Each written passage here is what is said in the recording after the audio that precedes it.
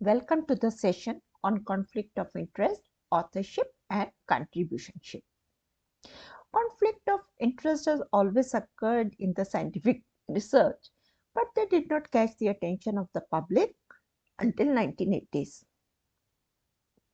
when the relationship between private companies and academic institutions increased as a part of legislative changes and encouraged the technology transfer from the public to the private sector and the growth of biotechnology, pharmaceutical computers, and the other key technologies. Concern about relationship between the private companies and the academic institution in 1999 has been in the public domain when Gelsinger died during a phase 1 of gene therapy experiment in the University of Pennsylvania. Food and Drug Administration of US official investigated the case and found that the adverse events in the research was not declared clearly during the informed consent stage. Gelsinger has not adequately been informed about the potential risk in the treatment, and researcher, that is the principal investigator in the experiment, had 30% stock in the Genova company that contributed $4 million a year to a university non-profit foundation and which has sponsored the research. And even the university has a stock in the Genova. So you can see there is an individual and an institutional conflict of interest. Another study in 2000 highlighted in the study that $1.5 billion flows from the industry to the academic institution annually. At least 1/4 of the investigators in biomedical research have industry affiliation, and a significant relationship exists between industry sponsorship in the area of pro-industry conclusions. You must have heard about various drugs, vaccine, and the other products which gives the pro-industry results after the research. Given the prevalence of the potential for conflict of interest in the research across industry due to external sponsorship, as well as evidence that these conflicts do in fact shift research findings in favor of industry which sponsor the research, it is increasingly evident that conflict of interest poses a severe threat to the credibility of the research. What is the meaning of conflict of interest? Let us try to understand that. A conflict of interest exists when two or more contradictory interests relate to an activity by an individual or an institution occurs. The conflict lies in the situation, not in any behavior or lack of behavior of the individual. That means that a conflict of interest is not intrinsically a bad thing, but it needs to be declared. The term conflict of interest in research refers to situation in which financial or other personal consideration may compromise or have the appearance of compromising the researcher's professional judgment in conducting the research or reporting the research findings. The conflict of interest in research exists when the individual has interest in the outcome of the research that may lead to a personal advantage and that might compromise the integrity of the research. You will be able to understand when I will give you the examples. Conflict of interest are situations in which financial or other personal considerations may compromise or have the appearance of compromising an investigator's judgment or conducting or reporting the research. So let us see some of the examples. Conflict between financial gain and meticulous completion and reporting of a research study, or between responsibilities as an investigator and as a treating physician for the same trial participants. I will explain you these with examples. Some of the general examples are: a father is asked to referee his daughter's game In this case, the father has a duty to referee impartially, but he may have a difficult time because his daughter is in one of the teams and he may have the conflict of interest that his daughter's team may win.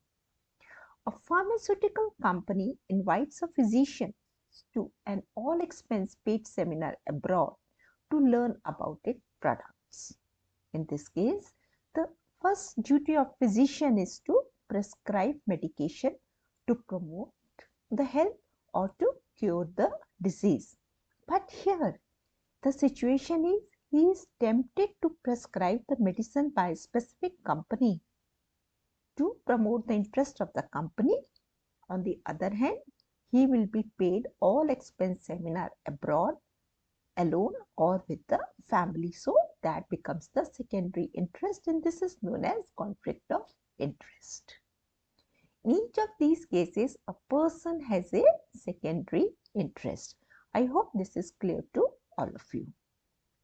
Conflict of interest is at 4 levels: individual, ethical committee level, institutional level and the sponsor level. Individual level, the financial interest in the outcome.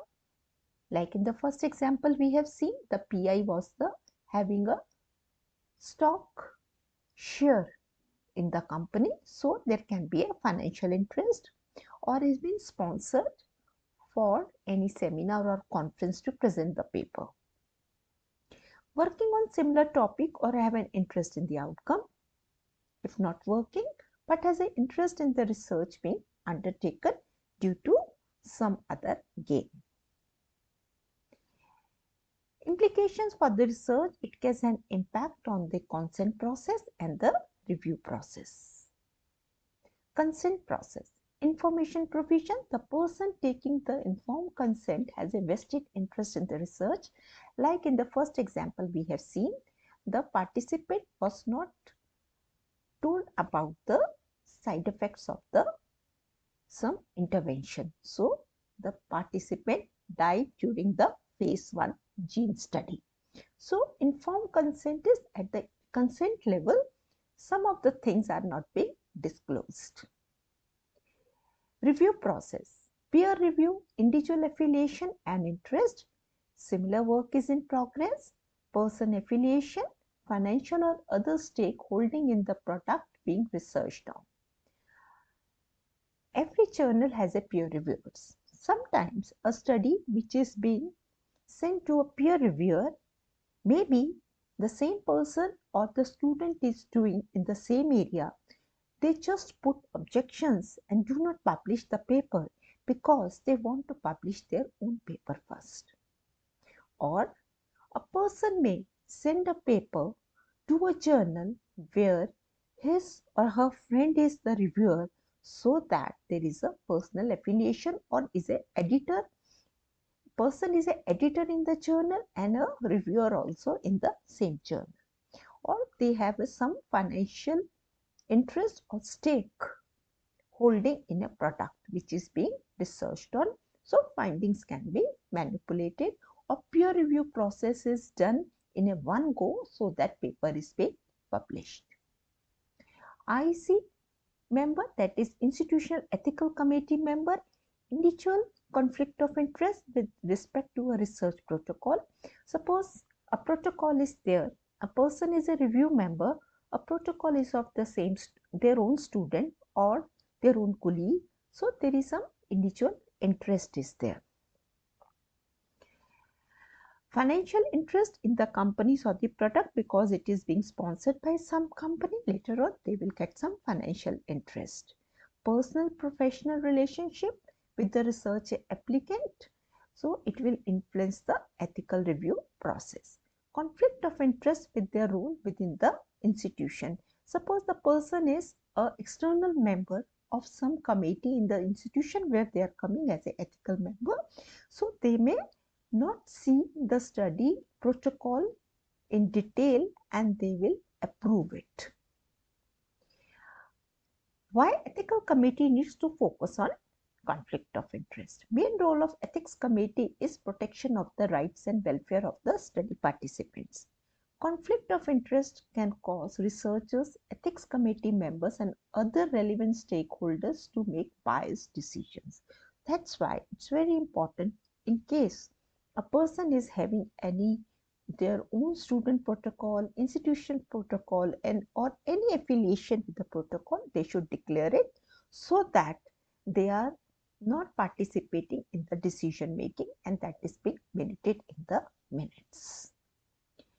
Institutional stake in the grant coming to institution. There are some institutions where ethical committee themselves may be subject to institutional pressure to approve the research activities or the protocol, because the institution is going to get some big grant from some sponsor, or later on they have some stock share or something financial stake in the company. So there is a institutional conflict of interest. The sponsors, that is the biggest one, already we have told the researcher might receive money from the sponsors to do the research and to give the findings as per their wish. They pro company findings can be there. Regulations, institution policy can directly sponsor the payments to the researchers. Transparency is important about such arrangements, including reflection in the consent form. That is, whenever the consent form is being filled or the proposal is sent to the ethical committee, every PI or the researcher, if they are getting funds from any company, they should declare it clearly how much fund and from which company they are getting and what is their role or what is the stake in that company in case there is any.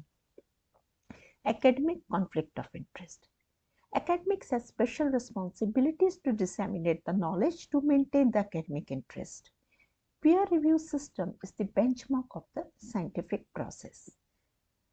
Academic conflict of interest could occur if an individual interferes with the peer review process for some personal gain.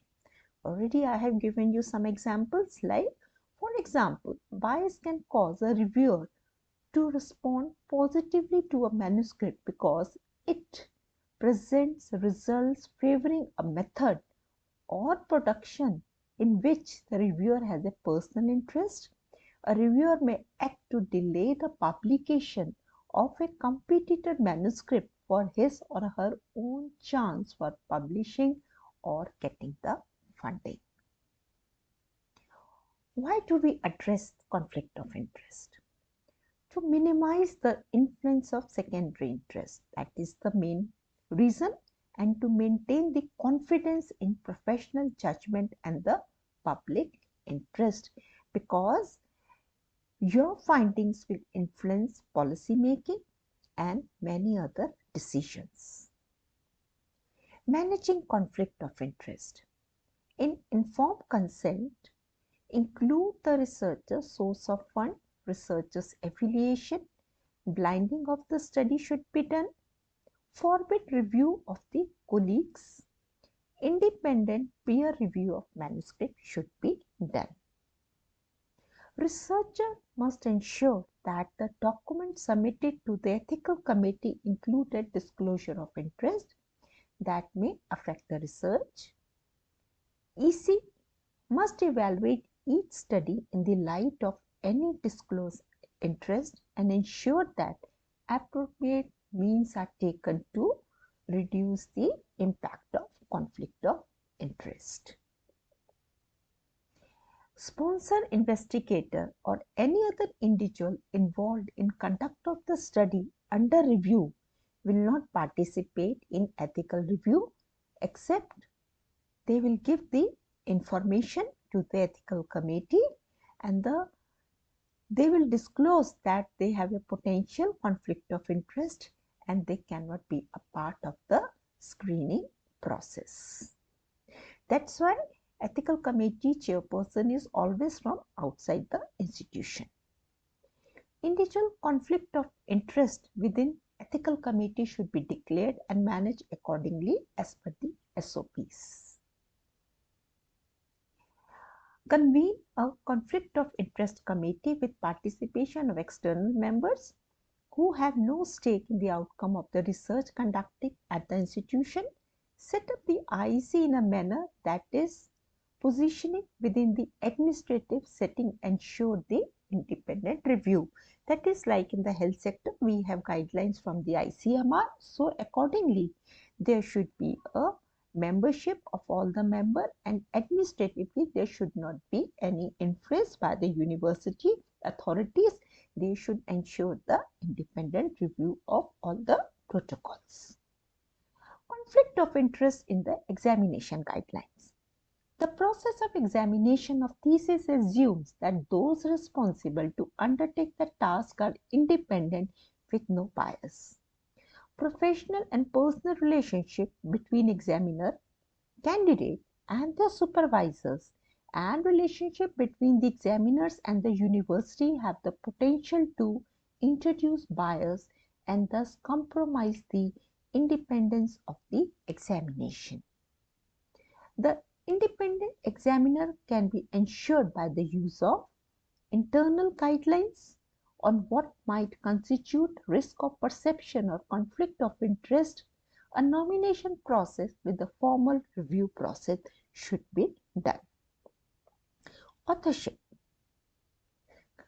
There are many studies which shows that authorship is also a big issue which create many problems, even legal issues afterwards when the paper is in a process of publication or after publication.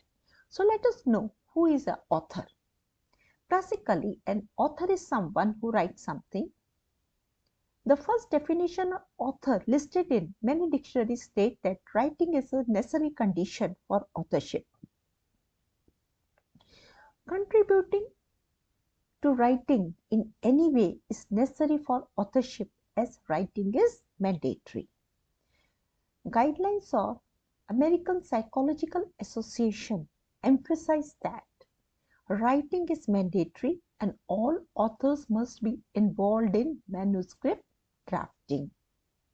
In academic publication, authorship of a work is claimed by those making intellectual contribution to the conception of the research and described in the work. In simple words, a scholar carries out a research project and writes the article or the book or the thesis. Authorship has an important academic, social and financial implications. Authorship also implies responsibilities and accountability of published work. Contributors who have made substantive intellectual contribution to a paper are given credit as authors, but also that contributors credited as authors also understand their role in taking up the responsibility and accountability what is being published as results and interpretations. Later on, they should not say only the first author is responsible, we are not responsible for the results. One of the most influential authorship policy is formulated by International Committee of Medical Journal Editors, that is, drafting the work or revising it critically for important intellectual content is a requirement to qualify as a potential journal article author. The four criteria are substantial contribution to the conception or design of the work, or the acquisition analysis or interpretation of data for the work, and drafting the work or revising it critically for important intellectual content, and final approval of the version to be published, and agreement to be accountable for all aspects of the work in ensuring that questions related to accuracy or integrity of any part of the work are appropriately investigated and resolved. Nowadays, if you have seen, many journals ask for the certificate from all the authors that the work is original and they are responsible, or what is their role in writing a paper. So every author has to write and declare their contribution and take the responsibility of the results. Authorship disputes are very common in various studies have shown that authorship disputes frequently arise as a result of false expectations, unclear arrangements, and poor communication between those concerned. Even when guidelines are accepted by all parties, there may be difference of opinion over whether someone should be listed as an author or when an author's name should appear or where an author's name should appear in the list. First author, second author, third author, or sometimes a paper is published and the person who has contributed a lot, her name is or her name is not there. So there can be various disputes in spite of having a agreement before publishing the paper. Disputes may also arise as deliberate omission or inappropriate placement of co-authors, granting of undeserved authorship and academic ghostwriting. Sometimes, person who has not contributed anything just to influence people, just to have some person's name who was sitting as a boss or a superior, name is being added, or someone has done some very good work or a renowned person in the field, name is added so that the paper get the more publicity. But on the other hand, teachers have the concern over publish or perish pressures, power differentials, and a false sense of loyalty may lead to violation of rules of authorship. Nowadays, teachers have to publish a paper for promotion. Otherwise, they will not get a promotion. So, there can be some type of pressures also. It is now increasingly considered unacceptable that junior scientists should not be credited with the authorship for research and writing efforts undertaken on behalf of supervisor. They should also be given the recognition or the name, or as a list of authors, their name should be added. Next is contributionship. There are some people who contribute for your work, maybe writing assistant, administrative work, technical help, editing, language editing, proofreading, or analysis is being done. They should be acknowledged because their contribution is also very important.